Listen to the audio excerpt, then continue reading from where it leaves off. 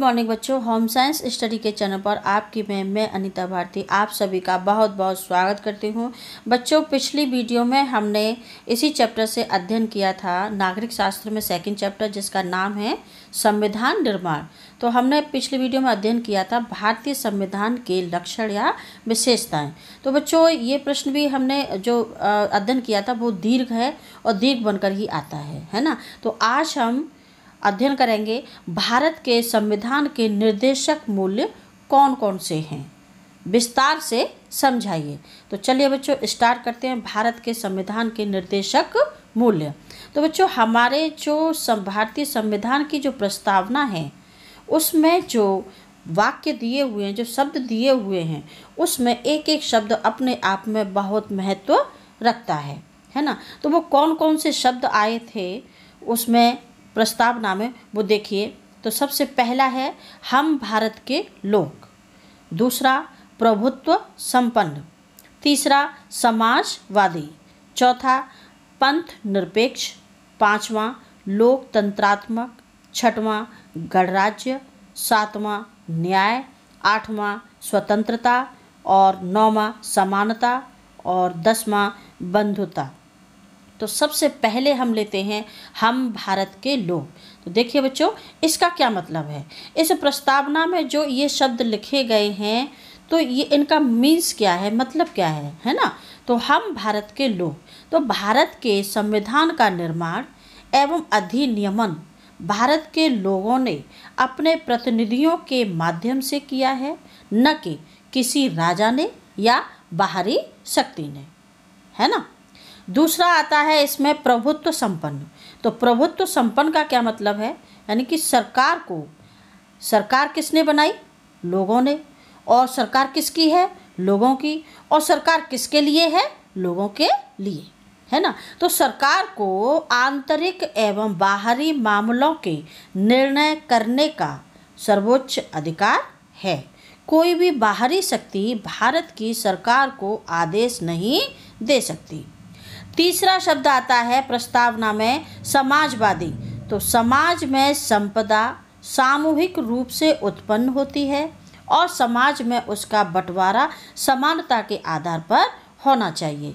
सरकार भूमि एवं उद्योग धंधों की हकदारी संबंधी कानून इस प्रकार नियंत्रित करे जिससे सामाजिक आर्थिक असमानता में कमी आए, है ना। आर्थिक असमानता में कमी आए, यानी कि सबको समानता का अधिकार मिले। अगला जो शब्द आता है चौथा पंथ निरपेक्ष। तो देखिए इसका मतलब क्या है। इसमें नागरिकों को किसी भी धर्म का पालन करने की पूरी आज़ादी है, किंतु कोई भी धर्म आधिकारिक नहीं है। सरकार सभी धार्मिक मान्यताओं एवं आचरणों को बराबर सम्मान देती है। अगला जो शब्द है वो है लोकतंत्रात्मक। तो लोकतंत्रात्मक सरकार का एक ऐसा स्वरूप जिसमें लोगों को समान राजनीतिक अधिकार प्राप्त रहते हैं और लोग अपने शासकों का चुनाव करते हैं और उन्हें जवाबदेह बनाते हैं। सरकार कुछ बुनियादी नियमों के अनुसार काम करती है। अगला है गणराज्य। तो शासन का प्रमुख लोगों द्वारा चुना हुआ व्यक्ति होगा।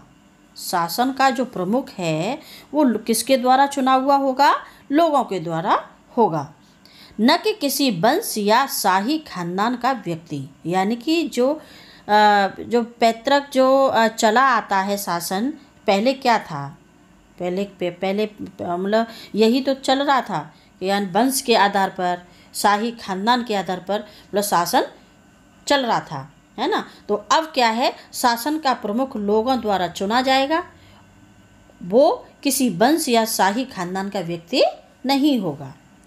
अगला शब्द है सातवां न्याय। तो न्याय नागरिकों के साथ उनकी जाति, धर्म या लिंग के आधार पर कोई भेदभाव नहीं किया जा सकता। सामाजिक विषमताओं को कम करना होगा। सरकार को सभी के कल्याण के लिए कार्य करना चाहिए, विशेषकर वंचित समूहों के लिए, है ना, वंचित समूहों के लिए, ठीक है। उनको भी समान अधिकार दिया जाएगा, समान न्याय दिया जाएगा। अगला है आठवां स्वतंत्रता। तो स्वतंत्रता क्या है बच्चों, देखें, नागरिक क्या सोचें, कैसे अपने विचार अभिव्यक्त करें यानी कि प्रस्तुत करें और अपने विचारों पर किस प्रकार अमल करें।